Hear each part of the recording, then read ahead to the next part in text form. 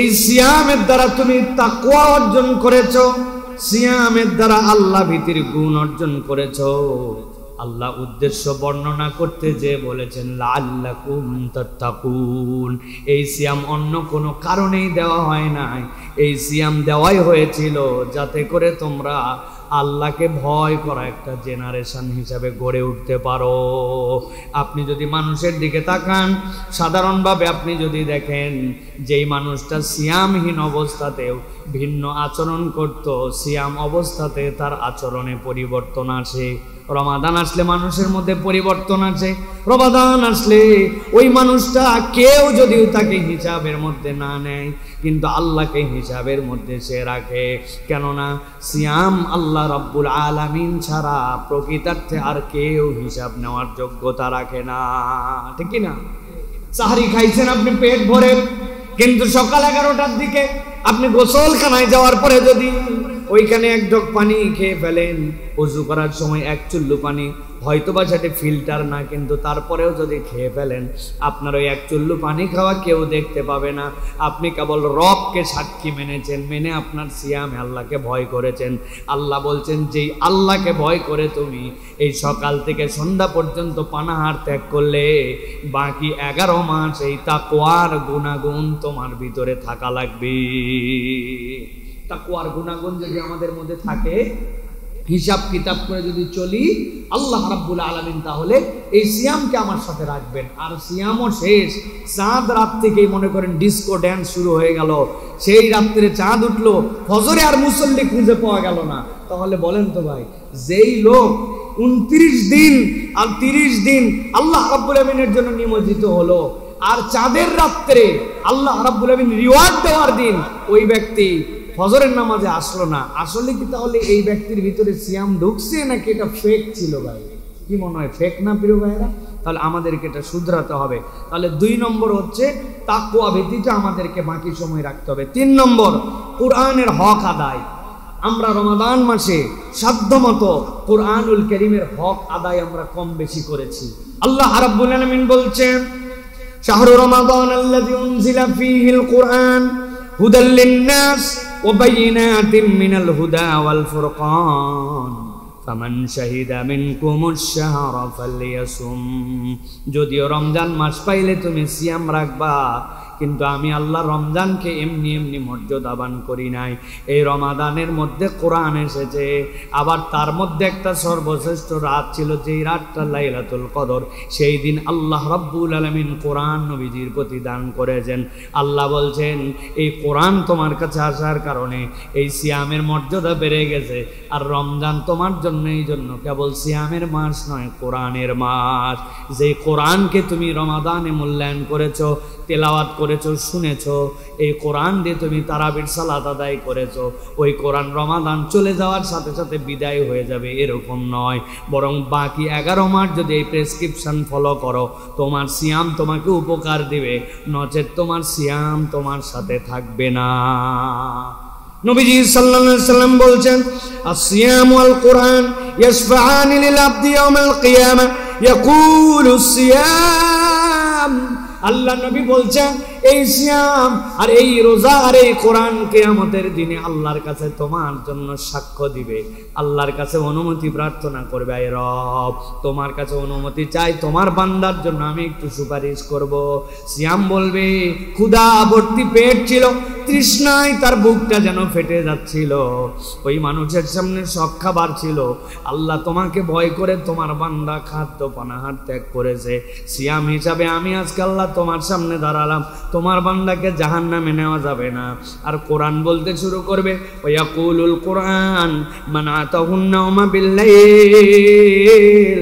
ওই ব্যক্তি এশার নামাজ পড়ে টরে ফরজটুকু আদায় করে শুয়ে যেতে পারতো, শুয়ে যায় নাই, দাঁড়ায় দাঁড়ায় নামাজ আদায় করেছে, রাত্রেবেলা তাহাজ্জুদে উঠেছে, সাধ্যের মধ্যে যতটুকু পারে ততটুকু কোরআন তেলাওয়াত করেছে। আল্লাহ তোমার বান্দাকে আমি রাত জাগাইছি, ওই রাত জেগে জেগে আমাকে তেলাওয়াত করেছে, আল্লাহ তাকে জাহান্নামে নিতে দেব না। আল্লাহ রাব্বুল আমিন অনুমতি দিবেন এই সিয়ামকে আর এই কোরআনকে, এই দুইটা সুপারিশ গ্রহণ করে আল্লাহ জাহান্নামী বান্দাকে জান্নাতে ঢুকায় দিবে। তাহলে এই যে কোরআনের চর্চা আমরা একটু হলেও বাড়িয়েছি, তাই না? অন্ততপক্ষে বাড়িতে অন্য সময় টিভিতে অন্য কিছু শুনলেও এখন একটু কোরআন তেলাওয়াত শোনার জন্য চেষ্টা করে, এখন একটু অতিরিক্ত সালাত আদায় করে, একটু কোরআনের অভ্যাসটা প্রত্যেকদিন একটু করে তেলাওয়াতের অভ্যাস, এটা যেন বান্দার জীবন থেকে দূর না হয়ে যায়। বান্দা সিয়ামের পরবর্তী জীবনেও তার জীবনের ওজিফা থাকবে এভরিডে কমসে কম 10টা মিনিট কোরআনের সাথে সে সম্পৃক্ত থাকবে। যদি আমরা এই কোরআনকে ধারণ করে রাখতে পারি, রাতের সালাত যদি বাদ না দেই, রাতে যদি কোরআন তেলাওয়াত অব্যাহত রাখি, সিয়াম বেনিফিট আপনাকে আমাকে 12 মাস দিবে। আর কোরআনহীন যদি আমার অবস্থা হয়ে যায়, রমাদানও শেষ কোরআনও শেষ, তাহলে এই রমাদান আপনার আমার সাথে থাকবে না। 4 নম্বরে আল্লাহ রাব্বুল আলামিনের সন্তুষ্টি অর্জনের আন্তরিক প্রচেষ্টা। আমরা খেয়াল করলে দেখবেন রমাদানে মানুষের মনের মধ্যে আল্লাহকে সন্তুষ্ট করার জন্য তার আন্তরিক প্রচেষ্টা অনেকাংশেই ছিল। ওই ব্যক্তি হাজার ক্ষুধার্ত থাকার পরে যেরকম খায় নাই, সাহায্য কেউ চেয়েছে তাকে সহমর্মী হয়ে গেছে, ওই ব্যক্তিটা সালাতে মনোযোগী হয়েছে, ঘুম ঘুম চোখ ছিল তারপরেও না ঘুমায়া আবার দৌড়ায় দৌড়ায় মসজিদে আসছে। সাধ্যের মধ্যে ওই বান্দা ইফতার করাইছে বান্দাকে, সাধ্যের মধ্যে ওই বান্দা মুখের মধ্যে থেকে যে বাজে কথা এগুলা ত্যাগ করেছে। অন্য সময় কথা বললেও চিন্তা করছে আমি এখন চোখ দিয়ে যেটা দেখবো, রোজা থেকে তো এইটা দেখতে পারি না। তার মানে তার মধ্যে একটা আন্তরিকতা ছিল। আল্লাহ বলছেন কোনো বান্দা যদি রমাদানের আন্তরিকতাটা বাকি সময়টুকু ধরে রাখে, এই রমাদানের শিক্ষা তাকে 11 মাস বেনিফিটেড করবে। আর সে যদি আন্তরিকতাহীন হয়ে যায়, আনুষ্ঠানিকতা সর্বস্ব ইবাদত গুজার হয়, এই সিয়াম তার জন্য বেনিফিট দিবে না। বহু মুসল্লি আমাদের আছে ভাই, যারা কেবলমাত্র জুমার দিনেই কেবলমাত্র সালাত আদায় করে, ওই জুমা ছাড়া তাদেরকে কোনোভাবে আর খুঁজে পাওয়া যায় না। জুমার দিনেও তাও আসে কোন সময়, 1:15টার পরে আসে। ওরা জানে খতিব সাহেব কোন সময় ওঠে, কোন সময় খুতবা দেয়। এই রকম ভিআইপি মুসল্লি, এইগুলাকে আন্তরিকতা বলা যাবে না, এইগুলা হচ্ছে নিরেট আনুষ্ঠানিকতা সর্বস্বতা। ইসলাম বলছে ইসলাম কোনো আনুষ্ঠানিকতা সর্বস্ব ধর্ম নয়, বরং ইসলাম তোমার আন্তরিক উপস্থাপনাটা দেখতে পায়। আপনি কম করেন, অল্প করেন, আপনি আপনার সাধ্যের মধ্যে সেইটা যদি দিল দিয়ে করেন, আন্তরিকভাবে করেন, নিরেট আল্লাহর জন্য করেন, আল্লাহ ওইটুকুই কবুল করে নিতে পারেন, ঠিক কিনা? আল্লাহ এই জন্য কোরআনে বলছে, ইব্রাহিম আলাইহিস সালামের সাক্ষ্য, কুল ইন্না সালাতি ওয়া নুসুকি ওয়া মাহইয়ায়া ওয়া মামাতি লিল্লাহি রাব্বিল আলামিন। বলে দেন আমার সালাত আর নুসুক মানে আমার ইবাদতের সমস্ত অনুষ্ঠান। নুসুকের আরেকটা মানে হচ্ছে কুরবানি, কিন্তু আল্লাহ বলতেছেন এই নুসুক মানে তোমার ইবাদতের যত অনুষ্ঠান। ওয়া মাহইয়ায়া ওয়া মামাতি, আমার জীবন আর আমার মরণ এইগুলা কারো জন্য নয়, ডেডিকেটেড একমাত্র আল্লাহর জন্য। কেননা জীবনদাতাও যিনি, মৃত্যুদাতাও তিনি। আমার জীবন আমি আনিও নাই, আমার জীবন আমার ইচ্ছা মতো আমি সংরক্ষণও করতে পারবো না, ঠিক না? কি আমার যোগ্যতা আছে যে আমি আমার জীবনকে, আমার মন চাইলো আমি 200 বছর পর্যন্ত বাঁচবো? আমার দ্বারা সম্ভব নয়। আমি আমার ইচ্ছা মতো এই দুনিয়ায় আসতে পারি নাই। আল্লাহ, তাহলে আমার জীবন আমার মরণ তোমার জন্য, অতএব আমার কাজগুলি, আমার ইবাদতগুলি নিরেট তোমার জন্য, তোমার নির্দেশনা অনুযায়ী। বান্দা যখন এই ফিলটা হৃদয়ের মধ্যে নিবে, তখন ইবাদত বন্দেগীগুলো তার জন্য অনন্য হবে। আর এই ফিল যদি না থাকে, তাহলে তার ইবাদতগুলো আনুষ্ঠানিকতা সর্বস্ব হবে। এইগুলো অনেক সময় সামাজিকতা হবে, অনেক সময় লোক দেখানো হবে, অনেক সময় আপনার হৃদয় যে উপভোগ করতে পারবেন না, আপনার কাছে বোঝা বোঝা মনে হবে, ঠিক কিনা ভাই? এই জন্য প্রিয় ভাইরা, আমাদেরকে অন্তর দিয়ে, দিল দিয়ে আল্লাহ রাব্বুল আলামিনের জন্য ইবাদত বন্দেগীতে আমাদেরকে মনোযোগী হতে হবে। 5 নম্বরে, সকল ফরজ হুকুমের প্রতি আপনাকে যত্নবান হতে হবে। আপনি যদি রমাদানের বেনিফিট ধরতে চান, আল্লাহ রাব্বুল আলামিনের যত ফরজ হুকুম, এটাতে আপনাকে পাবন্দী হতে হবে। একটা কথা মনে রাখবেন সারা জীবনের জন্য, দুনিয়ায় সকল নফল যদি এক জায়গায় করেন, সকল তাহাজ্জুদ যদি এক জায়গায় করেন, দুনিয়ার সকল দান সদাকা যদি এক জায়গায় করেন, আল্লাহর একটা ফরজ ইবাদতের সমান হবে না। 100 বছরের জিন্দেগিতে আপনি 1 লাখ রাকাত নামাজ পড়তে পারেন নফল, কিন্তু একটা ফজরকে যদি 1 লাখ রাকাত দিয়ে ইকুয়াল করেন, একটা ফজরের 2 রাকাত নামাজের সমান হবে না। কেননা ফজরটা ফরজ আর বাকিটা নফল। আল্লাহ বলছেন বান্দা যদি ফরজে যত্নবান হয়, আল্লাহ রাব্বুল আলামিন বান্দার প্রতি দয়াবান হয়ে যান। সুবহানাল্লাহ। বান্দাকে ফরজের প্রতি যত্নবান হতে হবে প্রিয় ভাইরা। এই জন্য এই ফরজ আমরা কেমন করে যত্নবান হয়েছিলাম, হাদিসটা তো পরিষ্কার। হযরতে রাসূলুল্লাহ সাল্লাল্লাহু আলাইহি ওয়াসাল্লাম বলছেন, কুল্লু আমাল ইবনে আদামা ইউদাআফুল হাসানাতু আশরু আমসালিহা ইলা 700 দিফিন। একটা বান্দা যখন কোনো কাজ করে, আল্লাহ এটা 10 থেকে 700 গুণ পর্যন্ত রব্বুল আলামিন বাড়ায় দিতে পারেন। তবে জেনে রাখো, ক্বাল আল্লাহু আযজা ওয়া জাল্লা ইল্লা সাওম, তবে রোজার হিসাবটা ভিন্ন। আল্লাহ রাব্বুল আলামিন বলছেন ফা ইন্নাহু লি ওয়া আনা আজজি বিহি ইয়াদউ শাহওয়াতাহু ওয়া তাআমাহু মিন আজলি সাইম লি আজলি সাইম। তবে জেনে রাখো, আমি যে কোনো ইবাদতের সওয়াব 10 থেকে 700 গুণ বাড়াতে পারি, তবে রোজা না, সিয়াম না। কেননা সিয়ামটা বান্দা আমার জন্যই কেবল রেখেছিল, ওইটার জন্য কি দিব কেবলমাত্র আমি রব জানি। সুবহানাল্লাহ। আনা আযজিবি, কেউ কেউ বলছেন যে সিয়ামের রিওয়ার্ড স্বয়ং আল্লাহ। সুবহানাল্লাহ। রোজাদারের 2টা আনন্দ, একটা যখন সে ইফতার করতে বসে, আরেকটা যখন জান্নাতে আল্লাহ রাব্বুল আলামিনকে দেখতে পাবে। সুবহানাল্লাহ। যেমন তেমন দরজা দিয়ে ঢোকানো হবে না, এটা কমন গেট না, এটা ভিআইপি গেট। আরে দোয়ান আল্লাহ রাব্বুল আলামিন ওই দিক দিয়ে বান্দাদেরকে ঢুকাবেন। তোমরা আলাদা, তোমরা আল্লাহর জন্য সিয়াম পালন করেছিলে, তোমার শাহওয়াতকে, তোমার প্রবৃত্তিকে তুমি নিয়ন্ত্রণ করেছিলে, এটা আল্লাহর নির্দেশনা ছিল। তোমার মন অন্যদিক চলে গিয়েছিল, ফেসবুকে একটা ছবি চলে আসছিল, চোখ নামায় ফেলছিল, ইউটিউবে খারাপ কিছু ওই সময় দেখে নাই, মনের কল্পনা আসছিল, ত্যাগ করেছে। এটা দুনিয়ার কেউ বুঝতে পারতো না, আল্লাহর সাথে সম্পর্কিত ছিল। আল্লাহ বলছেন এর জন্য সাওমুলি ও আনা আযজিবি, বান্দা সবগুলো হিসাব করে দিব, কিন্তু সিয়ামেরটা বললাম না, ওই দিন যাওয়ার পরে যা লাগবে তাই দিব। সুবহানাল্লাহ। অতএব প্রিয় ভাইরা, এই যে ফরজের প্রতি যত্নবান হওয়া, আমরা যেরকম এই ফরজে যত্নবান হয়েছি, আমাদের বাকি ফরজগুলোতেও যত্নবান হতে হবে। আমি যেরকম চিন্তা করেছি যে আমার মুখ দিয়ে যেন আমি ওই অজু করার সময় গড়গড়া করি, রোজার মাসে গড়গড়া করার সময় ভাবছি রে বাবারে, ভিতরে যদি পানি চলে যায় তাহলে তো আমার অবস্থা খারাপ হয়ে যাবে। তার মানে আপনি কতটুকু হিসাব করছেন, তাই না? এখন যেই বান্দা রমজান মাসে গড়গড়া করলে 1 ফোঁটা পানি ভিতরে যায় চিন্তা করে, ওই বান্দা সচিবালয়ে বসে লাখ লাখ টাকা সাইজ করে ফেলে, আছে না ভাই? রাস্তা খেয়ে ফেলে, আছে না ভাই? দুর্নীতি করে, আছে না? পাসপোর্ট অফিসে যান, দুর্নীতি।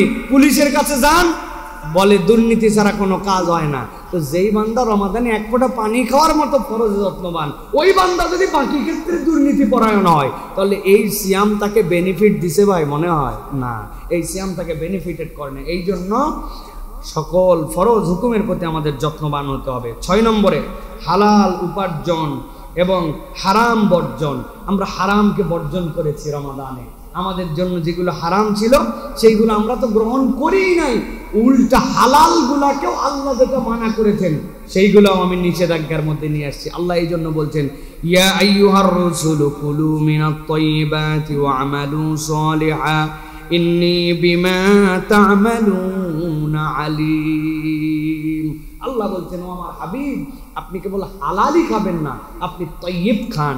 আমি আপনাদের কাছে বহুবার বলেছি, বিসমিল্লাহি আল্লাহু আকবার বলে একটা মুরগি আপনার হালাল টাকায় কেনা, আপনি জবাই করছেন, জবাই করার পরে এখন আপনাকে কেউ একজন খুলে টুলে আপনারে দিয়ে দিছে, চামড়া টামড়া ছাড়ায়া ড্রেসিং করে আপনারে দিছে যে এই যে আপনার জন্য মুরগি। বলেন তো, বিসমিল্লাহ আল্লাহু আকবার বলার পরে হালাল টাকায় কেনা এই মুরগি ড্রেসিং করে আপনার যদি দেয়, এখন এই কাঁচা গোস্ত খাওয়া জায়েজ না না জায়েজ? কি মনে হয় আপনাদের কাছে? জায়েজ। আপনার তো জবাইয়ের যে প্রক্রিয়া, সেই প্রক্রিয়া হয়ে গেছে, আপনার এটা বৈধ হয়ে গেছে আপনার জন্য, কিন্তু এইটা আপনার জন্য তয়্যিব নয়। আল্লাহ বলছেন, আমি কেবল তোমাকে হালালি খেতে বলি নাই, আমি তোমাকে তয়্যিব খেতে বলেছি, পবিত্র। এটা যেন সবচেয়ে বেস্ট হয়। একটা বান্দা মুরগি এরকম করে হালাল হওয়ার পরে তারপরে কাঁচা গোস্ত খায় না, রান্না বান্না কত ধরনের মশলা স্বাদ, শেষে বেরেস্তা, শেষে কত কিছু দিয়া তারপরে খায়। আল্লাহ বলছেন একটা বান্দার সামনে বিভিন্ন ধরনের রিজিক আসতে পারে, ওই বান্দাও কেবলমাত্র খেয়ে ফেলবে এরকম নয়, সেটা সন্দেহ মুক্ত কিনা, এটার মধ্যে কোন রকম হারাম যুক্ত কিনা ভেবে ভেবে সেইটাকে গ্রহণ করবে। এইটা হচ্ছে ইমানদারের চরিত্র হবে। আল্লাহ বলছেন রমাদান তোমাকে এই দীক্ষা দিয়েছে, এই শিক্ষা দিয়েছে, অতএব হারাম বর্জন আপনার আমার জীবনের শপথ হবে।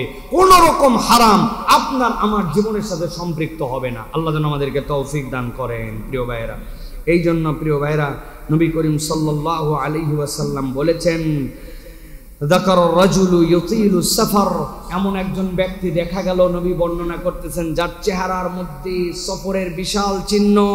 আল্লাহ নবী সাল্লাল্লাহু আলাইহি সাল্লাম বলছেন যে এরপরে তার চেহারাটা ধুলিমলিন, বহু দূর থেকে সে সফর করে আসছে, দেখলেই তার জন্য মায়া লাগে।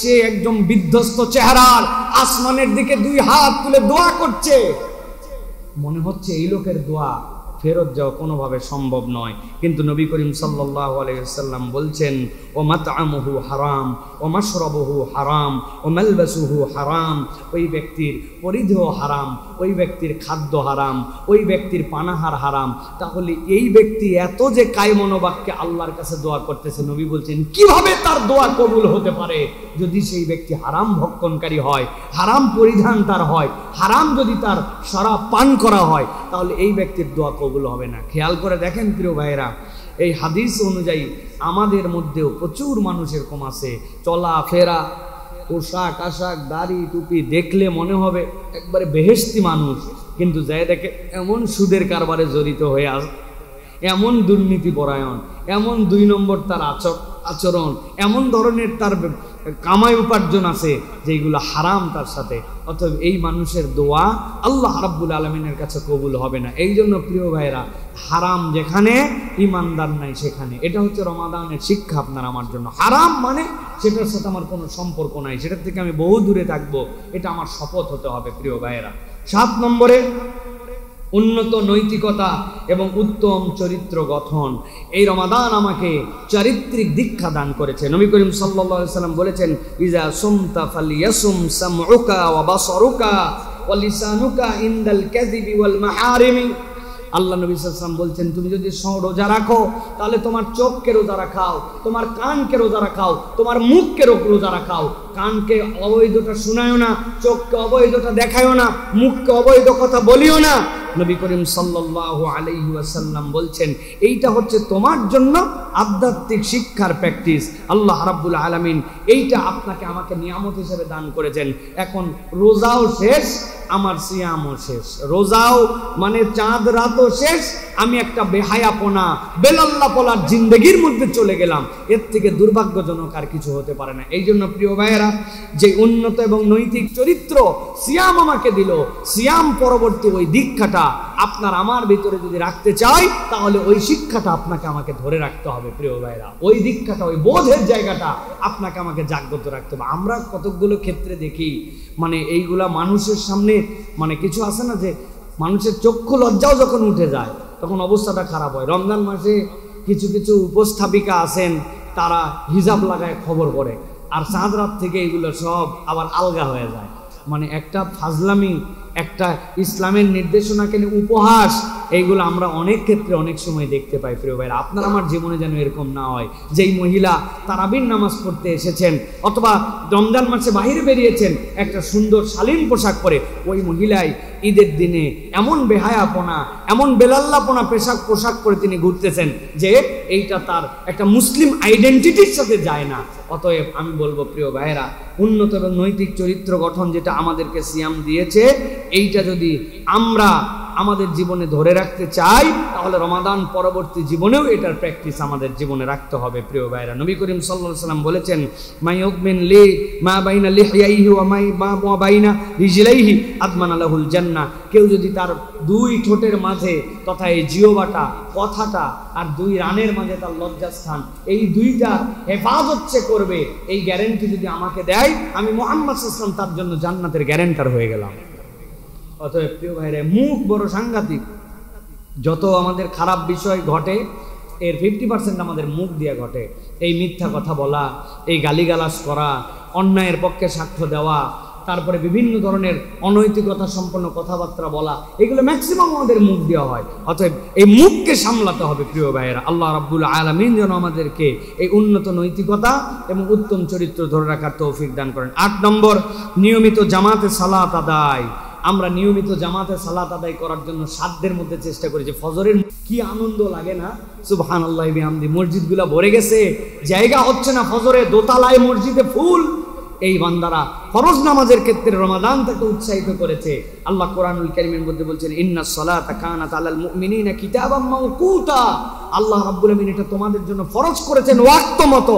অতএব রমাদানের পরবর্তীও যেন আমরা এই ফরজ নামাজের পাবন্দি করি, আমরা যেন এই ফরজ নামাজগুলা নিয়মিত চর্চা করি প্রিয় ভাইরা। 9 নম্বর, সকল পাপাচার থেকে পরিত্যাগ। এই মাসে যদি আমরা পাপাচার পরিত্যাগ না করি, আমার তো সিয়ামই হবে না। নবী করিম সাল্লাল্লাহু আলাইহি ওয়াসাল্লাম বলেছেন, মান লাম ইয়াদা কাওলাজ জুরি ওয়াল আমাল বিহি ফালাইসা লিল্লাহি হাজাতুন ফি আন ইয়াদা তাআমাহু ওয়া শারাবাহু। তার না খেয়ে থাকা আর তার খাদ্য ত্যাগ করার কোনো দরকার নাই। যেই লোক সিয়াম আছে বলতেছে, আবার যে পাপাচার, অনাচার, যে বিভিন্ন ধরনের অন্যায়, এইগুলো ত্যাগ করতে পারে না, এইগুলো লোকের এই না খেয়ে থাকার কোনো দরকার নাই। আল্লাহ রাসূল সাল্লাল্লাহু আলাইহি ওয়াসাল্লাম এরকম হুমকি দিয়েছেন। এখন না খেয়ে থাকা আমাদের রমাদানের যদি উদ্দেশ্য হয়, তাহলে তো ভাই এটা আমার সিয়ামই হলো না। তাহলে সিয়াম রাখলে আপনার আমার জন্য পাপাচার ত্যাগ করতে হবে, রফাস ত্যাগ করতে হবে, আল্লাহ রাব্বুল আলামিন যেগুলো অপছন্দ করেন সেইগুলোর থেকে আমাকে ত্যাগ করতে হবে। এই প্র্যাকটিসটা যদি ইমানদাররা 11 মাস ধরে রাখে, এই সমাজটা একটা বেহেশতি সমাজে রূপান্তর হয়ে যাবে ইনশাআল্লাহ। এই জন্য এই রমাদান থেকে আমাদেরকে সিদ্ধান্ত নিতে হবে সকল প্রকার পাপাচার আমরা পরিত্যাগ করব প্রিয় ভাইয়েরা। এই জন্য নবী করিম সাল্লাল্লাহু আলাইহি ওয়াসাল্লাম তার জীবনে যতগুলো হাদিস বলেছেন, এর মধ্যে সবচেয়ে সাংঘাতিকতম একটা হাদিস হচ্ছে, নবীজি বলছেন, রাগিমা আনফু রাজুলিন দাখালা আলাইহি রমাদানা সুম্মান সালাকা ক্বাবলা আন ইয়াগফিরাহু। কোন ব্যক্তির কাছে রমাদান প্রবেশ করলো আর ওই রমাদান থেকে সে ক্ষমা করে নিতে পারলো না, আল্লাহ নবী বলছেন তার নাকগুলা ধুলামলিন হোক। নাক ধুলামলিন হওয়া মানে আরবরা বুঝতো সে ধ্বংস হয়ে যাক।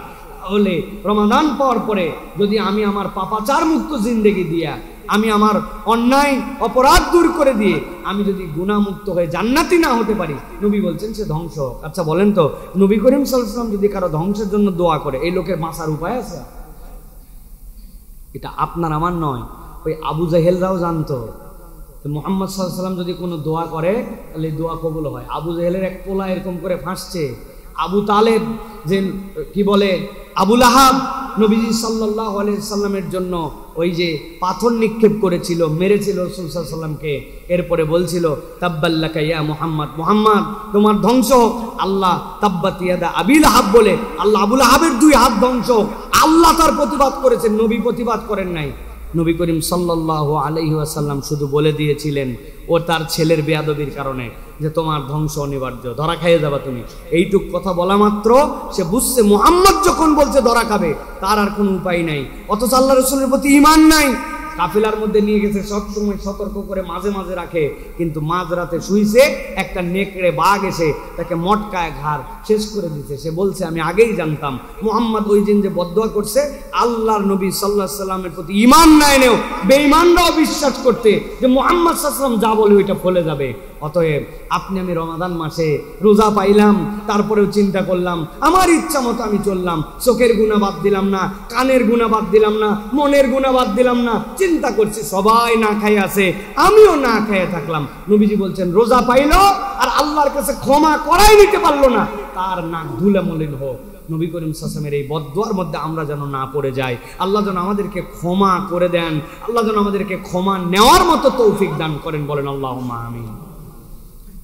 10 নম্বরে, নিয়মানুবর্তিতা এবং শৃঙ্খলাবদ্ধ জীবনযাপনের অনুশীলন। রমাদান আমাদের জীবনকে শৃঙ্খলাবদ্ধ করেছে, ঠিক না ভাই? আজকে শেষ রাত্রে আমার উঠতে একটু দেরি হয়ে গেছে, উঠতে মানে জায়গা পাই নাই, কেমনে যে এমন ঘুম আসলো। উঠার পরে দেখি আর মাত্র 4 মিনিট আছে। চিন্তা করলাম 20 দিন তো রোজা রাখছি আলহামদুলিল্লাহ, 4 মিনিট আছে, আজকে বাড়িতেও আমার কেউ নাই, সিঙ্গেল আমি একাই। অতএব ঘরটর অন্ধকার করে আমি 5:30 পর্যন্ত চালায় দিতে পারি, সমস্যা আছে ভাই? আল্লাহর জন্যই তো সিয়াম রাখবো। 5-7 মিনিট এদিক ওদিক করলে এমন কি হবে? কোনো ঝামেলা আছে ভাই? ঝামেলা আছে? যদি ঝামেলা থাকে তাহলে ওই আমার বাড়িতে কেউ থাকলেও, আগে উঠলেও পরে উঠলেও, আমার শৃঙ্খলার জীবন সাহারি আমাকে এনে দিয়েছে, ইফতার আমার শৃঙ্খলার জীবন এনে দিয়েছে আমার জন্য, আমার নামাজ আমার শৃঙ্খলার জীবন এনে দিয়েছে, আমার চোখকে শৃঙ্খলাবদ্ধ করেছে। তুমি রোজা আছো, তুমি যা ইচ্ছা তাই দেখতে পারো না। একজন গন্ডগোল লাগাইছে, আপনি ওই গন্ডগোলে যে অংশগ্রহণ করতে পারেন না। আপনার আমার লাইফটা পুরো শৃঙ্খলার মধ্যে আসছে। খেয়াল করে দেখেন, চমৎকার একটা, যেরকমই হোক একটা শৃঙ্খলাবদ্ধ জীবন আসছে আপনার আমার জন্য। অতএব ইসলাম আমাকে বলতেছে এই নিয়মানুবর্তী জীবন, এই জীবনটা আপনাকে অনুসরণ করতে হবে। একটা চমৎকার হাদিস আছে নবী করিম সাল্লাল্লাহু আলাইহি সাল্লাম থেকে, নবী করিম সাল্লাল্লাহু আলাইহি সাল্লাম থেকে হাদিস এসেছে, আহাব্বুল আমালি ইলাল্লাহি তাআলা আউদামুহা ওয়া ইন কাল্লা। আল্লাহর নবীর কাছে ওই আমলটাই পছন্দ যেটা ধারাবাহিকভাবে হয়, যদিও তা ছোট্ট হয়, যদিও তা সংক্ষিপ্ত হয়, যদিও তা কম হয়, কিন্তু ধারাবাহিকভাবে ওই আমল বাদ দেয় না। হযরত আয়েশা সিদ্দিকা রাদিয়াল্লাহু তাআলা আনহা বলছেন, ওয়া কানাত আয়েশা ইযা আমিলাতিল আমালু লাজিমাতহু। তিনি হযরত আয়েশা রাদিয়াল্লাহু তাআলা যখন কোন আমল শুরু করতেন, নিজের উপর ওটা লাজেম করে নিতেন, ওইটা আর বাদ দিতেন না। অতএব ইমানদারের একটা শৃঙ্খলাবদ্ধ জীবন আছে, তার একটা আমলের জিন্দেগি আছে, ছোট্ট আমল কিন্তু বাদ দেয় না। প্রত্যেক দিন যে প্র্যাকটিসে মনে রাখছে 10 টাকা হলেও আমি দান করি, প্রত্যেক দিন তার জিন্দেগির মধ্যে যুক্ত হয়েছে 4 রাকাত হলেও নফল নামাজ পড়ি, প্রত্যেক দিন তার জিন্দেগিতে যুক্ত হয়েছে 5 আয়াত হলেও আমি কোরআন তেলাওয়াত করি, 5 আয়াতই, বেশি পড়তে পারি না, কুল ওয়াল্লাহ শুধু করি, কিন্তু এটা বাদ দেই না। আমি তাসবিহাত, সুবহানাল্লাহ, আলহামদুলিল্লাহ, আল্লাহু আকবার, এইটা ছাড়ি না। ওই বান্দা যা আমল করুক একটা নিয়ম অনুবর্তিতার মধ্যে তার লাইফ স্টাইলকে নিয়ে আসছে। হাজার ব্যস্ততা আছে, নামাজের পরে, ফজরের পরে ইখলাস, ফালাক, নাস হাতের মধ্যে ফু দিয়া নিজের গা বন্ধ না করে ওঠে না। একটা আমল হয়তো, কিন্তু এইটা দুনিয়া একদিক, তার জীবন একদিক। তার আমল যদি এরকম কমও হয় কিন্তু নিয়মতান্ত্রিক হয়, আল্লাহ বলছেন আল্লাহ ওই বান্দার আমলটুকু অনেক বেশি আমলকারী, অনিয়মিত ওই আমলের থেকে আল্লাহর কাছে এটা মর্যাদা বেশি হয়ে যায়। সুবহানাল্লাহ। অতএব আপনার আমার জীবনে নিয়মতান্ত্রিকতা রাখতে হবে, যে ধারাবাহিকতা রাখতে হবে। কিছু না কিছু আমল, এটা রমাদানের পরেও যেন আমার জীবন থেকে বিচ্যুত না হয়, এটা রমাদান আমাকে শিখেছে। 11 নম্বর, ঝগড়া বিবাদ পরিহার করে শান্তিপূর্ণ জীবন যাপনের চর্চা করা। ঝগড়া বিবাদ, সিয়ামকারী আর ঝগড়া বিবাদকারী এক হতে পারে না। এই দুইটা গুণ কখনো এক হতে পারে না। আমরা যেরকম বলি তেল আর পানি কখনো মিশে না, আমরা বলি না মাঝে মাঝে, ঠিক একই রকম ভাবে একজন ঝগড়াকারী, মুখ খারাপকারী এই লোক আর সায়েম, এই দুইজন এক হতে পারে না। হয় তার ঝগড়া থাকবে, নয় তার সিয়াম থাকবে। দুইটার একটা তার সাথে যুক্ত হবে। নবী করিম সাল্লাল্লাহু আলাইহি ওয়াসাল্লাম বলছেন, আসিয়ামু জুন্নাহ ফালা ইয়ারফুস ওয়ালা ইয়াজহাল ওয়া ইন ইমরুউ কাতালাহু আও শাতামাহু ফালিয়াকুল ইন্নী সাইমুন মাররাতাইন। তোমার সিয়াম যদি তোমার সাথে থাকে, এই সিয়াম হচ্ছে তোমার জন্য ঢাল স্বরূপ। নবীজি বলছেন সে অশ্লীলতা করবে না, সে মূর্খতার মতো কাজ করবে না। কোনো ব্যক্তি যদি তার সাথে ঝগড়া করতে আসে, তার সাথে মারামারি করতে আসে, সে যেন 2 বার বলে, আমি রোজাদার, আমি রোজাদার, আমি তোমার সাথে গন্ডগোল ফাসাদ করতে পারবো না, আমি তোমার সাথে ঝগড়া বিবাদ করতে পারবো না। তাহলে ইমানদার এই যে ঝগড়া বিবাদ মুক্ত তার জীবন চর্চা শুরু করলো, এইটা সিয়াম শেষ হওয়ার পরেও তার জীবনে থাকবে না। ঝগড়া যেখানে, ইমানদার থাকবে না সেখানে। আর আমাদের অভ্যাস কি, যেখানেই ঝগড়া হয় আর পারি না পারি আশপাশ দিয়ে ঘিরে ধরি। বাস একটা চলে যাচ্ছে, বাসের জানলায় বসে আছে, দেখে চাপ চাপ এই জায়গায় ঘিরে রাস্তার মধ্যে, বামের দিকে খেয়াল করে দেখে 2 জন ঝগড়া চলতেছে। উনি এগুলো চেনেও না, জানেও না, কিন্তু বাসের ভিতর থেকে সিগন্যাল দিচ্ছে, এই হাত থাকতে মুখ দিয়ে ঘিরে মার মার, এই বলে বাস চলে গেল। হয়তো উনার সাথে কোনোদিন তার দেখা হবে না, কিন্তু 2টা ডায়লগ দিয়ে গেছে ওই জায়গাতে, হাত থাকতে মুখ দিয়ে কি মার মার 2 বার বলে উনি উস্কাই দিয়ে চলে গেল। এরকম অভ্যাস আমাদের অনেকের আছে না ভাই? হুদা মেশা যে কোনো ঝগড়াতে ফাঁপড় দেয়। হ্যাঁ, বহুত দিন ধরে তোর দেখতেছি খালি মুখ দিয়ে বলিস, বেটা তোর একটা শক্তি টক্তি কিছু নাই, 2টা লাগাই দে, 2টা ব্যাকল কোথাকার। উনি ঝগড়া ছুটায় না, উনি বাদায়। ইমানদারের চরিত্র কখনো এটা হতে পারে না। সিয়ামকারীর সাথে যদি কেউ কাতালাহু, তার সাথে গন্ডগোল করতে আসছে, শাতামাহু, তাকে গালি দিতে আসছে, সে গালির উত্তর না দিয়ে আল্লাহ নবী বলছেন সে যেন 2 বার বলে, আমি রোজাদার, আমি রোজাদার, আমি তোমার সাথে ফাসাদ করতে পারবো না। এখন এই সিয়ামের প্র্যাকটিস কি শুধুমাত্র রমজান মাসে, না আরো বাকি 12 মাসে? এখানে না আপনাকে চর্চা করাই নিল, এখানে নাকি আপনি ট্রেনিং করাই নিল কেমনে ধৈর্য ধরতে হয়। এমন গালি দেওয়া দিছে রে ভাই, কলিজাটার ভিতরটা পর্যন্ত ধরে গেছে, কিন্তু চিন্তা করছে আমার নবী বলছে আমি রোজাদার, আমি গালির উত্তর গালিতে দিতে পারি না। তাহলে আপনি প্র্যাকটিস করেছেন, এই জন্য আল্লাহ নবী বলছেন আসিয়ামু জুন্নাহ, এইটা তোমার জন্য ঢাল স্বরূপ। এটা যদি প্র্যাকটিসের মধ্যে নিতে পারো, বাকি 11 মাস তোমার জিন্দগি সুন্দর হয়ে যাবে। আল্লাহ যেন আমাদেরকে তৌফিক দান করেন। ধৈর্যের অনুশীলন, রমাদান আমাদেরকে ধৈর্যের অনুশীলন শিখিয়েছে। এই ধৈর্য আপনাকে আমাকে বাকি সময়টুকু ধরে রাখতে হবে। বাপরে বাপ, কীরকম ধৈর্য আমরা ধরেছি! ওই গন্ডগোলের সময় ধৈর্য, ওই ক্ষুধার জন্য ধৈর্য, ওই ফজরের ওয়াক্তের ধৈর্য, ওই মাগরিবের ওয়াক্তের ধৈর্য। আপনি ধৈর্যের উপরেই ছিলেন পুরা সিয়ামের সময়টুকু।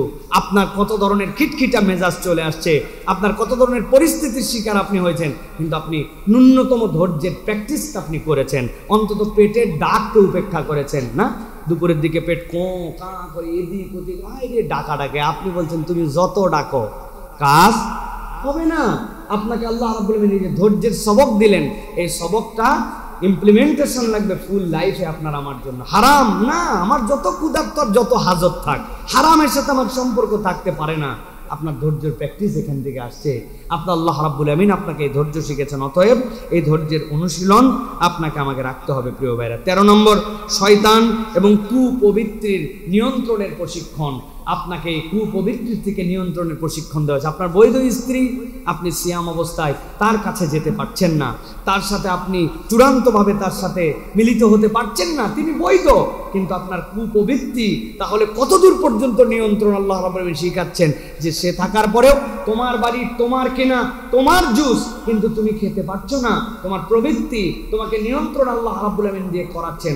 অতএব রব্বুল আলামিন বলছেন যে তোমার এই প্রবৃত্তি যেইগুলো, এইগুলোর থেকে সিয়াম তোমাকে শিক্ষা দিয়েছে, তুমি সেখান থেকে তুমি বেঁচে থাকার জন্য চেষ্টা করেছো, এইটা জানো তোমার বাকি জিন্দেগি থেকে। হাদিসের মধ্যে আসছে, নবী করিম সাল্লাল্লাহু আলাইহি ওয়াসাল্লাম থেকে হাদাসানা উমর ইবনে হাফস ইবনে গিয়াস হাদাসানা আবি হাদাসানা আল-আমাশ, তার থেকে বর্ণিত আছে, তিনি বলছেন নবী করিম সাল্লাল্লাহু আলাইহি ওয়াসাল্লাম একদিন বললেন, ইয়া মা'শারাশ শাবাব মান ইসতাতা'আল বাতা ফালিয়াতাজাওয়াজ, তোমাদের মধ্যে থেকে যাদের সামর্থ্য আছে তোমরা বিয়ে করে ফেলো। নবী করিম সাল্লাল্লাহু আলাইহি ওয়াসাল্লাম বললেন, ফাইন্নাহু আদুলিল বসর, কেউ যদি বিয়ে করে এটা তার পরিতৃপ্ত এবং চোখের জন্য তার এটা বিরাট বড় একটা হেফাজত। তার মানে নবী করিম সাল্লাল্লাহু আলাইহি ওয়াসাল্লাম বুঝিয়েছেন বিবাহ হচ্ছে চরিত্র হেফাজতের জন্য অন্যতম একটা মাধ্যম। ওয়া আহসানুলিল ফারজি মাল্লাম ইয়াস্তাতি ফাআলাইহি বিসসাওম, আর যদি কেউ তার শাহওয়াত আছে, তার চাহিদা আছে, কিন্তু তারপরেও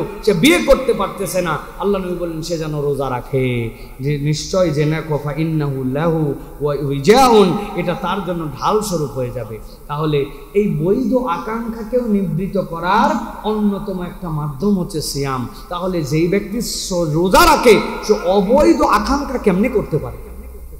তার মধ্যে তো এটা আশাই উচিত হবে না। আল্লাহ রাব্বুল আমিন এই প্রশিক্ষণটা আপনার আমার জন্য দিয়েছেন। প্রিয় ভাইরা, 14 নম্বরে, দান সাদাকার মাধ্যমে দারিদ্র বিমোচন করা। রমাদান আপনাকে আমাকে দান সাদাকার ক্ষেত্রে উৎসাহিত করেছে। রমাদান আপনার হাতগুলোকে খুলে দিয়েছে। রমাদানে আপনার কাছে কেউ ফিরে নাই খালি হাতে। আপনার তৌফিক অনুযায়ী আপনি তাকে সাধ্যমতো দান করেছেন, খাইয়েছেন। নবী করিম সাল্লাল্লাহু আলাইহি ওয়াসাল্লাম থেকে হাদিস এসেছে, কানা রাসূলুল্লাহ সাল্লাল্লাহু আলাইহি ওয়াসাল্লাম আজওয়াদান নাসি বিল খাইরি ওয়া কানা আজওয়াদা মা ইয়াকুনু ফি শাহরি রমাদান। নবী করিম সাল্লাল্লাহু আলাইহি ওয়াসাল্লামের থেকে বড় দানশীল আর কেউ ছিল না। আর রমাদান আসলে তার দানের মাত্রা সীমাহীন হয়ে যেত। মরুঝড় সাইমুম যেরকম সব ঝড়ের মতো উড়াই নিয়ে যায়, আল্লাহর নবী ঝড়ের মতো মানুষের কাছে দান সাদাকা করতেন। সুবহানাল্লাহ। আল্লাহ নবী যা আছে সব দেওয়ার জন্য চেষ্টা করতেন, কেননা নবীজি জানতেন এই দেওয়ার দ্বারা ফুরাবে না, এই দেওয়ার দ্বারা তার আরো বেশি আল্লাহর পক্ষ থেকে আসবে। যখন কোনো বান্দা জানে যে আজকের প্যাকেজে এই টাকাটুকু এই জায়গায় দিলে আমাকে এটা 700 গুণ বাড়ায় দেওয়া হবে, ওই বেকুব তো তখন চিন্তা করবে যত টাকা আছে হাওলাত করে নিয়ে, বাপ মায়েরটা নিয়ে সবগুলা লগ্নি করে এই জায়গায়, কেননা দিন 3টা মাত্র, এই টাকা ব্যাক করবে আবার আমাদেরকে। তো রমাদানে আল্লাহ নবী জানতেন এই লগ্নি আপনি যে করতেছেন, এই বিনিয়োগ যে করতেছেন, আল্লাহ এটা আপনাকে শত সহস্র গুণে বাড়ায় ফিরায় দিবে। এই সুযোগ তো বাকি 11 মাস আসবে না। এই জন্য দান সাদাকার যে প্র্যাকটিস, এইটা কেবল রমাদানেই নয়, রমাদানের পরবর্তী জিন্দেগিতেও দান সাদাকা আমাদেরকে ধরে রাখতে হবে। পারবো তো ইনশাআল্লাহ? পারবো তো ইনশাআল্লাহ? শুধু মসজিদে টাকা দেওয়ার সময় আমাদের একটু কষ্ট হয়, ঠিক না ভাই? মসজিদের জন্য আমরা চাইলেই বলে একই জায়গায় এত আর চাই ভাই, একই জায়গায় যদি এত কাজ হয়, একই মানুষ যদি 3 বার প্রত্যেক দিন ভাত খাওয়া লাগে, একই মানুষের যদি প্রত্যেক দিন প্রস্রাব পায়খানা লাগে, তাহলে আল্লাহর ঘরের জন্য একই লোকের থেকে টাকা নিবে না তো কার থেকে নিবে? আপনারই তো দেওয়া লাগবে, ঠিক কি না? এই মসজিদ 3 তলা ছিল না 4 তলা হয়েছে, 4 তলা ছিল 5 তলা হয়েছে, এসি ছিল না এসি লাগাইছে, মিনার ছিল না মিনারের কাজ হচ্ছে, কার্পেট ছিল না কার্পেট হয়েছে, ফ্যান ছিল না ফ্যান হয়েছে। তো প্রয়োজন অনুযায়ী টাকা নিচ্ছে। মসজিদ তো আপনার থেকে এরকম করতেছে না যে টাকা নিয়ে মসজিদ একটা ব্যাংক ব্যালেন্স বানাচ্ছে, বানায় মসজিদের ছেলে মেয়ের জন্য ভবিষ্যতের জন্য ডিপোজিট করতেছে। মসজিদকে এরকম কিছু করতেছে ভাই?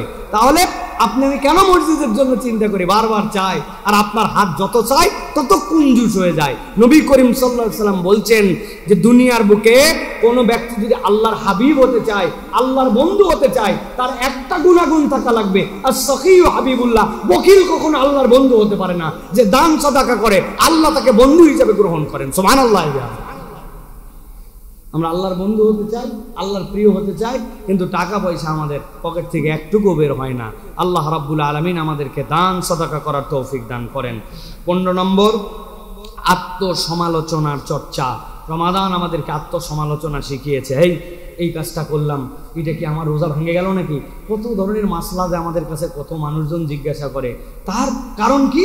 তার একটা টেনশন থাকে, আমার রোজা কি নষ্ট হলো কিনা, হুজুর রক্ত দেওয়া যাবে কিনা, রক্ত নেওয়া যাবে কিনা, ইনহেলার দেওয়া যাবে কিনা, ইনজেকশন দেওয়া যাবে কিনা, থুতু গিলে ফেলছি, তারপরে গোসল বেশিক্ষণ করছি, এসিতে থাকছি, হেন কোনো প্রশ্ন নাই যেই প্রশ্নগুলা করে না। কারণ কি?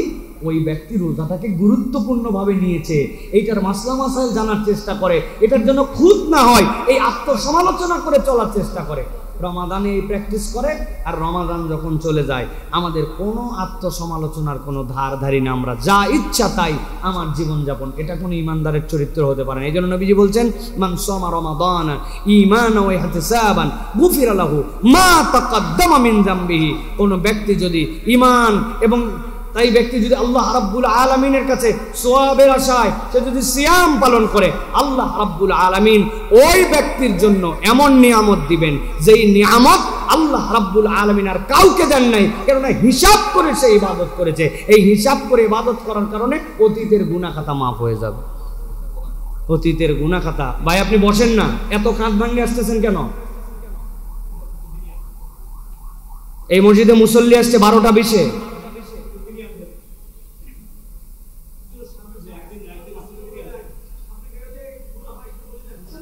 জানে সবাই, বোধের জায়গা জাগ্রত করেছেন। আপনি যদি এটা কল্পনার জায়গায় নেন তাহলে ইনশাআল্লাহ এই সহমর্মিতাটা আমাদের সমাজের মধ্যে ছড়িয়ে পড়বে। এই সহমর্মিতা যদি আমাদের সমাজের মধ্যে ছড়ায় তাহলে আল্লাহ রাব্বুল আলামিন আপনার আমার জন্য নিয়ামত বাড়ায় দিবেন। নবী করিম সাল্লাল্লাহু আলাইহি ওয়াসাল্লাম বলছেন, মান ফাত্তারা সাইমান কানা লাহু মিসলু আজরিহি গায়রা আন্নাহু লা ইয়ানকুসু মিন আজরিস সাইমি শাইআ।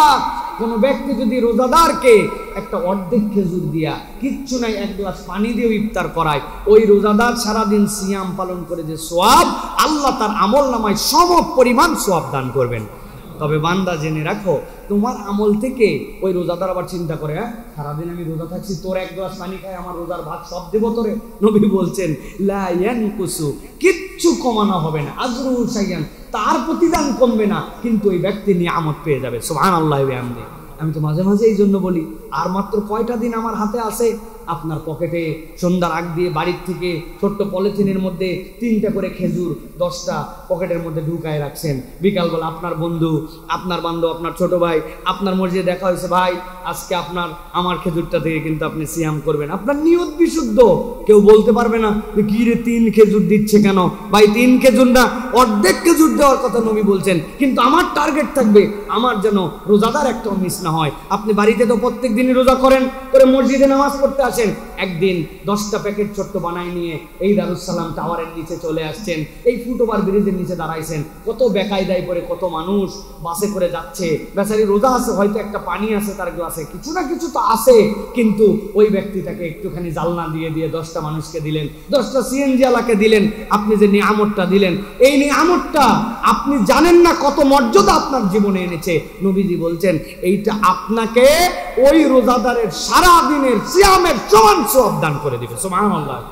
এই জন্য খাওয়ান ভাই, প্রত্যেক দিন কিছু না কিছু আপনার বাড়ির নিচের যে গার্ডগুলি আছে তারা কোথাও না কোথাও থেকে খায়, তাদেরকে দেন, কিন্তু একদিন দুই দিন তার জন্য পাঠান, একদিন দুই দিন এ বাড়িতে ও বাড়িতে পাঠান। এটা একটা সৌহার্দ্য বিনিময়, এটা একটা ভালোবাসা বিনিময়। সিয়ামের সময় এই যে ভালোবাসা, এর থেকে সুন্দর ভালোবাসা হয় না। আমার বইয়ের একটা প্র্যাকটিস আপনাদেরকে বলি, আপনারা তো ইফতার দেন অনেক, তাই না? কিন্তু সাহারি পাঠাইছেন কোনোদিন কারো বাড়িতে? এই মেয়ে হচ্ছে একটু ইউনিক মেয়ে, সে হচ্ছে ভিন্ন রকম কিছু অ্যাপ্লিকেশান তার। উমুক বাড়িতে বলে দিয়েছে যে ভাবি আজকে সকালে সাহারিটা কিন্তু আমি পাঠাই দেবো, আপনারা ওইটা কষ্ট করেন।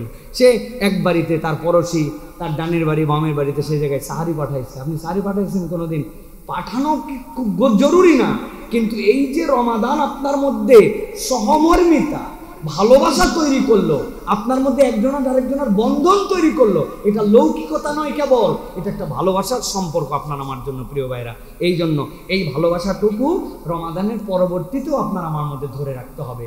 মানুষকে খাওয়ানো, এর থেকে উত্তম ইবাদত কিছুই নাই। নবীজির কাছে জিজ্ঞাসা করেছে আইউল আমালি আফদাল ইয়া রাসূলুল্লাহ, নবীজি বলছেন মানুষের জন্য নবী করিম সাল্লাল্লাহু আলাইহি ওয়াসাল্লাম আইউল আমালি আফদাল ইয়া রাসূলুল্লাহ, নবীজি বলছেন আতঈমুত তুআম, মানুষকে খাওয়াও। আমরা অপব্যাখ্যা করে হাদিসের অর্থ বের করছি, এইটার মানে হচ্ছে গরিবকে খাওয়াও।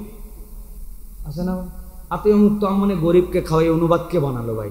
গরিবকে খাওয়ানোর ফজিলত আছে, আল্লাহ আলাদা মর্যাদা দিয়েছেন, কিন্তু নবী বলছেন কোটিপতি হোক, ট্রিলিয়নিয়ার হোক, বিলিয়নিয়ার হোক, আতঈমুত তুআম, তুমি মানুষকে খাওয়াও। এই মানুষকে খাওয়ানোটা স্বয়ং একটা ইবাদত, এবং এটাই শ্রেষ্ঠতম ইবাদত। সুবহানাল্লাহ। অতএব আমাদেরকে এটার জন্য চর্চা করতে হবে। গরিবকে খাওয়াবোই, ওটা তো তার হকদার, তাকে না খাওয়ালে তো গুনাহ হবে, কিন্তু একজন বড় লোককে না খাওয়ালে গুনাহ হবে না, কিন্তু আপনি তাকে তারপরেও খাওয়ানোর সুযোগ পাইছেন আর খাওয়ায় দিয়েছেন। আল্লাহ নবী বলছেন এটার থেকে উত্তম আমল ইসলামে আর নাই, মানুষকে খাওয়াও, অভুক্ত যেন কেউ না থাকে। এই সহমর্মিতার শিক্ষা কেবল রমাদানে নয়, রমাদানের পরবর্তীতেও আমাদের জীবনে লাগবে। 17 নম্বর, কিয়ামুল লাইলে অভ্যস্ত হওয়া। আমরা রাত্রে অতিরিক্ত সালাত আদায় করেছি, আমরা তারাবির সালাত আদায় করেছি, এটা যেন বাদ চলে না যায় একবারে, প্রিয় ভাইরা। ফজরের আগে অ্যালার্ম দিয়ে একটুখানি ওঠার জন্য চেষ্টা করতে হবে, মাঝে মাঝে তাহাজ্জুদের জন্য চেষ্টা করতে হবে। আল্লাহ রাব্বুল আলামিন কুরআনুল কারীমের মধ্যে বলেছেন কানু ক্বালিলাম মিনাল লাইলি মা ইয়াহজাউন ওয়া বিল আসহারি হুম ইস্তাগফিরুন। আল্লাহ রাব্বুল আলামিন বলছেন আমার তাকওয়াবান বান্দা, ওই বান্দাদের একটা বিশেষ এই তো গুণ আছে, নরমাল কোন বান্দা তারা নয়, তাদের গুণাগুণটা আল্লাহর কাছে একটু ভিন্ন। দুইটা গুণ তাদের জীবনে আছে। এর একটা হচ্ছে পুরা রাত কখনো তারা ঘুমায় না, রাতের কতক অংশ আল্লাহর জন্য দাঁড়ায়, আর শেষ রাত্রে আল্লাহর কাছে তওবায় নিমজ্জিত হয়ে যায়। তার মানে ওই বান্দা রাতের পর রাত কেবল ঘুমায় ঘুমায় পার করে না, রাত্রেবেলা মাঝে মাঝে উঠে আল্লাহর কাছে একটু দোয়া করে, আর ফজরের ওয়াক্তে আল্লাহর কাছে তওবা করে। আল্লাহ বলছেন এই দুই গুণওয়ালা আল্লাহর প্রিয় বান্দাদের তালিকাভুক্ত। একটু খেয়াল করলে দেখবো রমাদানে চাইলে না চাইলেও আমরা এই গুণাগুণের মধ্যে আছি। তারাবি কম পড়ি আর বেশি পড়ি, তারাবি তো কিছু পড়ি। ফজরের আগে ওই সময় শেষ রাত্রে উঠে 2-4 রাকাত করে তাহাজ্জুদের প্র্যাকটিস করি, আল্লাহর কাছে ক্ষমা প্রার্থনা করি। আপনার আমার জীবনে এই সুন্দর অভ্যাস যেটা যুক্ত হলো, রমাদান চলে যাওয়ার পরেও যেন এইটা চলে না যায়। যেই বান্দাই দুই গুণাগুণ ধরে রাখতে পারবে, রমাদানের বেনিফিট তার জীবনে থেকে যাবে। সুবহানাল্লাহ। অতএব আমাদেরকে এটা গ্রহণ করতে হবে। এরপরে 18 নম্বর, শিশুদের ইসলামের বিধান পালনে অভ্যস্ত করে তোলা। খেয়াল করলে দেখবেন আব্বু আমি রোজা থাকবো, আরে মা তোর তো রোজাই ফরজ হয় নাই, বলছে না তারপরেও থাকবো, আচ্ছা থাক। সবাই মিলে উৎসাহ দিছে, আরে আসরের পর্যায়ে আর বেচারি পারতেছে না। আমার নিজের মনে আছে, আমার বড় মেয়েকে আমি কোলে করে নিয়ে ঘুরে বেড়াইছে, ও শখ করে একটা রোজা রাইখাই ফেলাইছে। 5.5 বছর বয়স, তার রোজা ফরজ হয় না। বিকালবেলা যায় বলছে বাবা আমার দ্বারা সম্ভব না, আমার বুক টুক সব পেটে যাচ্ছে। আমি তখন আর বললাম তুই আমার কোলে আয়। মা কোলে নিয়ে পুরা মহল্লা ঘুরে বেড়াইছি, এ দেখাইছে ও দেখাইছে, হাতে কিনে দিছি, দিয়ে যে বাবা আর মাত্র 10 মিনিট, আর মাত্র 5 মিনিট, এইরকম করতে করতে এই বছর তার বয়স 11 বছর। আল্লাহর দয়ায় তারে জোর করেও একটা রোজাও ভাঙানো যায় না। আর রোজা তো ফরজ অনেক দূরে, কিন্তু ওরা খালি ফজরের সময় যদি না উঠতে চায়, ওর মা বলে ঠিক আছে তাহলে আজকে রোজা রাখার দরকার নেই, ভালো হলো। বলা মাত্র বিদ্যুৎ বেগে উঠে এই ছোট্ট মানুষ সে সব রোজা আল্লাহর দয়া করছে, আলহামদুলিল্লাহ। এটা কি? এটা আপনার আমার বাচ্চাদেরকে এই ফরজ এবং আল্লাহর বিধান পালনে অভ্যস্ত করায়। আব্বু আমি তারাবিতে যাব, আসে না বসে থাকে, হয়তো একটু কথা বলে, রুকু রাত পর্যন্ত বসে থাকে, কিন্তু আসে তো, তাহলে নামাজের জন্য অভ্যস্ত হয়েছে। ফজরের নামাজে বাচ্চাটারে নিয়ে চলে আসছে, এই টুকটুক পিচ্ছি দেখি ফজরের নামাজে আসছে বাপের সাথে, সেই সময় উঠে গেছে, কি করবে বলছো? আপনি মানা করবেন না, কিন্তু ওরা যদি আসতে চায় থাক, তোর রোজার দরকার নাই। আপনি জানেন সাহারিটা খাওয়ান, 11টার দিক রোজা খুলে ফেলুকছে, সমস্যা নাই, কিন্তু 11টা একদিন 12টা হবে, একদিন 11টা 2টা হবে, একদিন 11টা 3টা হবে। ওর বয়স পারফেক্ট হলে রোজা থেকে ফেলবে। এটা আপনাকে আমাকে প্র্যাকটিস করাতে হবে প্রিয় ভাই। এখন আবার আধুনিক বাপ মারা, সামনের পরীক্ষা আছে এসএসসি, এখন রোজা রাখার দরকার নেই। এসএসসি পরীক্ষার সময় রোজা বাদ দেয়, সামনে এইচএসসি পরীক্ষা আছে, শরীর খারাপ হয়ে যাবে। আপনি অযোগ্য বাপ মা, আপনি আল্লাহ রাব্বুল আলামিনের কাছে ধরা খাইয়ে দেওয়া বাপ মা। এই জন্য আমরা আমাদের বাচ্চা কাচ্চার জন্য যে শিশুদের আল্লাহর বিধান পালনে যে অভ্যস্ত করেছি, এইটা যেন আমরা ধরে রাখি, এইটা যেন তাদেরকে কন্টিনিউ করার জন্য চেষ্টা করি। এটা কিন্তু সিয়ামের আমাদের জন্য বড় একটা শিক্ষা। আল্লাহ আমাদেরকে তৌফিক দান করুন। অধীনস্থদের প্রতি সহানুভূতির চর্চা, আমরা অধীনস্থদের প্রতি এই সময় সহানুভূতিশীল ছিলাম।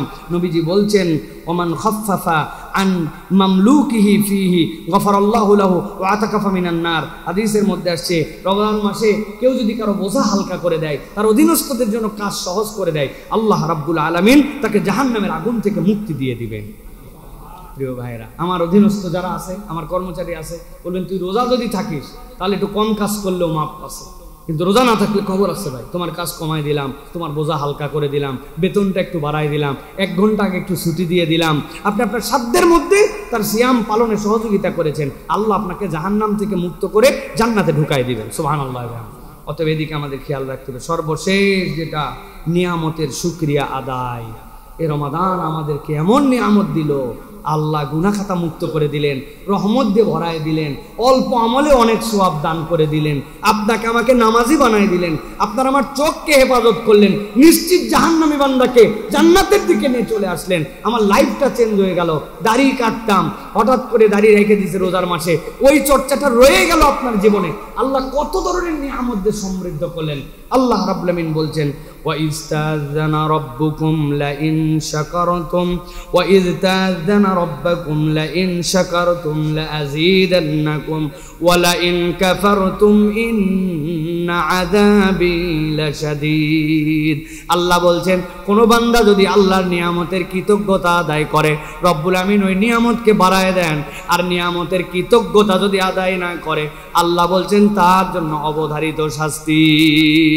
আমি আমার ভাষায় বলি, প্রিয় ভাইরা, আমরা আল্লাহর যে কোনো নিয়ামতকে যদি সুন্দর করে আমার জীবনে ধরে রাখতে চাই, তাহলে কৃতজ্ঞতার কোনো ব্যতিক্রম নাই। আপনি যদি কৃতজ্ঞ না হন, তাহলে আল্লাহ রাব্বুল আমিন নিয়ামত আপনি ধরে রাখতে পারবেন না। আমাদের আর মাত্র কয়েকটা দিন বাকি আছে। আমি বলবো 2টা আমলে একটু বেশি বেশি করে মনোযোগী হন। এর একটা হচ্ছে বুঝে বুঝে আল্লাহর কৃতজ্ঞতা আদায়। ইবাদত কেবল এটার নাম নয় না আমি কেবল আনুষ্ঠানিকতা সর্বস্ব পড়তে হবে তাই পড়ে ফেলতেছি। সালাতের পরে বলেন তো, প্রত্যেক ফরজ সালাতের পরে কয়বার সুবহানাল্লাহ বলতে হয়? কয়বার আলহামদুলিল্লাহ? কয়বার আল্লাহু আকবার? এটার জন্য আমাদের সময় কতটুকু লাগে? সব মিলায় হয়তো 2 মিনিট কম বেশি বা 1-1.5 মিনিট লাগে। কিন্তু আসেন না, আমরা একটু হিসাব কিতাব করে এই সুবহানাল্লাহ, এই আলহামদুলিল্লাহ, এই আল্লাহু আকবারকে আমরা আমাদের একটা ইউনিক ইবাদতে পরিণত করি। আমার সুবহানাল্লাহ 33 বার পড়তে একদিন 33 মিনিট লাগছে, আমার আল্লাহু আকবার পড়তে 33 মিনিট লেগে গেছে, আমার আলহামদুলিল্লাহ পড়তে 33 মিনিট লেগে গেছে। আমি একদিনে শেষই করতে পারি নাই সুবহানাল্লাহ। বলবেন কেমনে কি ভাই? সুবহানাল্লাহ সুবহানাল্লাহ সুবহানাল্লাহ একটু বললেই তো হয়ে যায় না। আপনার সুবহানাল্লাহ এত তাড়াতাড়ি হবে না। আপনি সুবহানাল্লাহ বলার আগে ভাবেন, আয় আল্লাহ, আমার বাড়ির ধারে 3 প্রজন্ম পর্যন্ত নন মুসলিম একজন আছে, তার বাড়ির ধারে আমার অবস্থান, তার সাথে চলাফেরা করলাম, কিন্তু আজকে 3টা প্রজন্ম চলে গেল, তাহলে ঈমান আনতে পারলো না। আর আমাকে তুমি কত বড় সৌভাগ্য করেছো, তুমি কোন মহান সত্তা, আমি না চাইতেই তুমি আমাকে মুসলমান পিতামাতার ঘরে জন্ম দিয়া তুমি আমাকে ঈমানদার করেছো। সুবহানাল্লাহ। আপনার সুবহানাল্লাহ এরকম 1 মিনিট ভাইবে তারপরে হয়েছে। দ্বিতীয় সুবহানাল্লাহ, আপনি ভাবতেছেন রব্বুল আলামিন মসজিদের সামনে কত মানুষ আসে, যেই মানুষগুলো হাত এরকম করে পাতে, আল্লাহ আমার কামাই কম, আল্লাহ আমার রুজি কম, আল্লাহ আমার অত কিচ্ছু নাই, কিন্তু রব তুমি কোন রব যে আমার হাতটা এরকম না করে 2 টাকা দেওয়ার মতো বা না দেওয়ার মতো হলেও আমার হাতটা উপরে রেখেছো? আল্লাহ তুমি পবিত্র, আল্লাহ তুমি মহান, সুবহানাল্লাহ। আপনি এরকম করে ভেবে ভেবে 8টা 10টার পর আপনার মনে আসতেছেন আল্লাহকে কিভাবে আপনি সুবহানাল্লাহ বলবেন। আপনি আল্লাহু আকবার বলতেছেন, আল্লাহ তুমি কত মহান, আল্লাহ তুমি আমাকে চোখ দিছো। আমার যদি দায়িত্ব থাকতো গাড়ির কাঁচ পরিষ্কার করার জন্য ওয়াইফাইয়ের যেরকম পানি ঢোকানো লাগে, আমার এই চোখ পরিষ্কারের জন্য পানি ঢোকানো লাগবে আমার এখানে, আমি তো 22,000 বার কম বেশি দিনের বেলা পলক ফেলি দিন রাত্রে, আল্লাহ তাহলে আমার চোখের মধ্যে পানি দেওয়ার টেনশন আমার রাখো নাই। তুমি অটোমেটিক তোমার কথা শুনি বা না শুনি, এই চোখ দিয়ে কথা শুনি বা না শুনি, তোমার চোখ দিয়ে বৈধ জিনিস দেখি অবৈধও দেখি, কিন্তু তুমি আমার চোখের পানি দিয়ে লিকুইডটা বন্ধ করো নাই, আলহামদুলিল্লাহ। আপনি এরকম করে ভাবেন আরো কত আলহামদুলিল্লাহ আপনার আমার জীবনে আছে। আল্লাহ দুনিয়ায় কত মানুষ আছে যাদের সন্তান দিছো, প্রতিবন্ধী সন্তান, অটিস্টিক সন্তান, এটা তোমার পক্ষ থেকেই পরীক্ষা, কিন্তু ওই পরীক্ষা সেই বাপ মায়ের জন্য কত বড়। আল্লাহ আমাকে এতগুলা সন্তান, আমাকে 1টা 2টা সন্তান দিছো, আমার সন্তানদের তোমাকে আমাকে এই পরীক্ষা দেও নাই, আল্লাহ আলহামদুলিল্লাহ। 33 বার সুবহানাল্লাহ, 33 বার আলহামদুলিল্লাহ, 33 বার আল্লাহু আকবার। এগুলো একটু ভেবে ভেবে চিন্তা করে করে বলেন, একটু আল্লাহ রাব্বুল আলামিনের কৃতজ্ঞ হয়ে বলেন। খালি হাত মানে এমন স্পিড, কি বললাম, কেন বললাম, কেন আল্লাহ এটা আমাকে বলতে বললেন, কখনো অনুভব করলাম না। প্রিয় ভাইরা এরকম যেন না হয়, এইটা আমাদের জন্য অন্যতম একটা প্র্যাকটিস। আর 2 নম্বর, প্রত্যেক দিন একটু চুপ করে থাকার প্র্যাকটিস করা। আমি দুনিয়ার থেকে ফারেক হয়ে 10 মিনিট আল্লাহর জন্য নীরব হয়ে গেছি, 10 মিনিট চিন্তা করেছি নবীজির জিন্দেগি, নবুয়ত পূর্ববর্তীটা 17 থেকে 25 আর 25 থেকে 40 আল্লাহ নবী চুপ করে গিয়েছিলেন, ভেবেছিলেন 15 বছর আল্লাহ নবী গারে হেরার মধ্যে চলে গিয়েছিলেন। আল্লাহ এরপরে তাকে জিম্মাদারি দিয়েছেন পুরো উম্মতের জন্য কিয়ামত পর্যন্ত। আমি সব সময় কেবল ব্যস্ত ব্যস্ত ব্যস্ত, আমি কোলাহল প্রিয়, আমি সব সময় আনুষ্ঠানিকতা সর্বস্ব, সব সময় আড্ডাবাজ, সব সময় হই হই না। যাই না আমাদের 10 মিনিট বসে থাকেন আল্লাহর জন্য, চুপ করে আসেন। ওই চুপ করে থাকাটাও ইবাদত হতে পারে, আমার কথা নয়। নবীজি বলছেন যদি পারো ভালো বলো, না পারলে চুপ করে থাকো। পৃথিবীতে একমাত্র ইবাদত। আপনি চিন্তা করছেন আমার বলার কিছু নাই এখন, এই জন্য আমি চুপ করে আসি। আপনি চুপ করে আসেন আর ফেরেশতা আপনার কাঁধে লিখতেছে বান্দা ইবাদত করতেছে, ইবাদত করতেছে, ইবাদত করতেছে, তাও কবুল ইবাদত। সুবহানাল্লাহ বল। অতএব এই রমাদানে আমরা এইগুলো যদি একটু খেয়াল করে চলি, আল্লাহ রাব্বুল আলামিন ইনশাআল্লাহ আপনাকে আমাকে দুনিয়া আখিরাতে বেনিফিটেড করবেন, বলেন আল্লাহুম্মা আমিন। প্রিয় ভাইরা আবার একবার স্মরণ করাই দেই যাতে সামারিটা মনে থাকে।